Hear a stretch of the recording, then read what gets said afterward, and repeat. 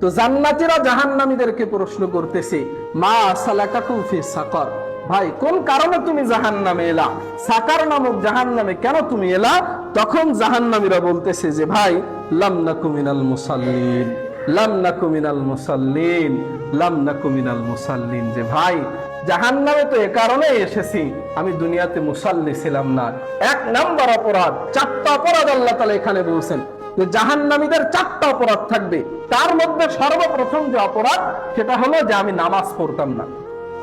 ভাই আমি নামাজি না, আমি নামাজ পড়তাম না, আমি বেনামাজি হয়ে মরে গেছি, আমি বেনামাজি হয়ে আল্লাহর সামনে উপস্থিত হয়েছি, আমি বেনামাজি হয়ে হাসরের ময়দানে উপস্থিত হয়েছি, আমি বেনামাজি হয়ে কবরে আসছি। তারা চিন্তা করে দেখেন, জাহান্নামীদের সর্বপ্রথম অপরাধ থাকবে যে তারা নামাজ পড়তো না, তারা মুসাল্লি ছিল না। লাম নাকু মিনাল মুসাল্লিন, আমি নামাজ পড়তাম না, আমি বেনামাজি ছিলাম। তাহলে দেখেন, এই বেনামাজি হলে, আমি যদি বেনামাজি হয়ে মারা যাই, তাহলে আমার জাহান্নাম, আল্লাহর কোরআন, এই জাহান্নাম থেকে কেউ বাঁচাইতে পারবে না। কেউ পারবে বলেন?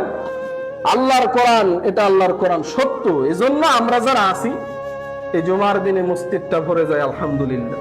এরকম আমরা যদি জান্নাতে যাইতে চাই, জুমার দিনে যেমন আপনি জুমার দিনে যেমন আপনি গুরুত্ব সহকারে মসজিদে এসে নামাজ পড়েন, আল্লাহর কুদরতি কদমে সিজদা দেন, ঠিক তেমনি ভাবে অন্যান্য দিন বা এই জুমার পর আরো যে 4টা ওয়াক্ত নামাজ আছে, এবং অন্য আরো সপ্তাহে 6 দিনে যে আরো 5 ওয়াক্ত নামাজ আমাদের উপরে ফরজ, এই 5 ওয়াক্ত নামাজকে আমাদের গুরুত্ব সহকারে আদায় করতে হবে। এক কথা, আমাদের মুসল্লি হতে হবে, নামাজি মানুষ হতে হবে। এই নামাজি মানুষ যদি আমরা না হতে পারি, তাহলে আমরা জাহান্নাম থেকে বাঁচতে পারবো না। আর মরণের পরে, বেনামাজি মরণের পরে যদি গোটা পৃথিবীর হুজুর ডাকেন, ওই বাইতুল্লাহ শরীফের যিনি বড় হুজুর আছেন, যিনি বড় ইমাম খতিব সাহেব হুজুর আছেন, এই যে আল্লামা সুদাইসি হাফিজাহুল্লাহ তাআলা, উনারে আনেন, গোটা পৃথিবীর সবাই আনার পরে আপনি যদি জানাজা পড়ান, আর ওই গোটা বাংলাদেশের মানুষরে ওই খানা খাওয়ানোতে বেনামাজি হয়ে মরলে এই কোরআন খতম, এই হুজুরে কি দোয়া কোনো কাজে আসবে না। কারণ যদি কাজে আসে, আল্লাহর কোরআন মিথ্যা হয়ে যাবে। কথা বলেন ঠিক কিনা? আল্লাহ বলছেন যারা জাহান্নামী হবে তারা বেনামাজি। আল্লাহ বলছেন যে জাহান্নামীরা বলবে চিৎকার করে, জান্নাতীরা প্রশ্ন করতেছে, মা সালাকাকুম ফি সাকার, কেন তুমি জাহান্নামে আসছো, কোন অপরাধে তুমি জাহান্নামে আসছো? আল্লাহ বলছেন জাহান্নামীরা চিৎকার করে বলবে যে আমি নামাজ পড়তাম না, আমি বেনামাজি ছিলাম। তাহলে আমি নামাজ না পড়ে মরণের পরে আমি যদি সারা বাংলাদেশ না গোটা পৃথিবীর মানুষকে খাওয়াই, গোটা পৃথিবীর হুজুরকে এনে যদি আমি জানাজা পড়াই, দোয়া করাই, কোনো কাজে আসবে? তাহলে আল্লাহর কোরআন মিথ্যা হয়ে যাবে। আল্লাহর কোরআন সত্য। আগেই আল্লাহ তাআলা ডিক্লেয়ার দিয়ে দিয়েছে যে তুমি যদি জান্নাতে যেতে চাও, তোমাকে নামাজি হতে হবে। কিন্তু এত হতভাগা আমরা জুমার দিনে আমরা আসে অনেকেই দেখা যায় কি বাহাদুর রে ভাই, কত বড় গাদ্দার, সপ্তাহে একদিন জুমার দিনে আসবে, ফজর 2 রাকাত পড়ে ভোগ করে দিবে। ওরে কি কি একটা হয়ে গেছে।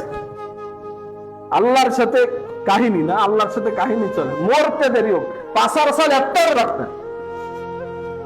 এই জন্য মরণের আগে সুজাওয়ান ভাই, যদি আমরা বাঁচতে চাই, মরতে হবে সবার।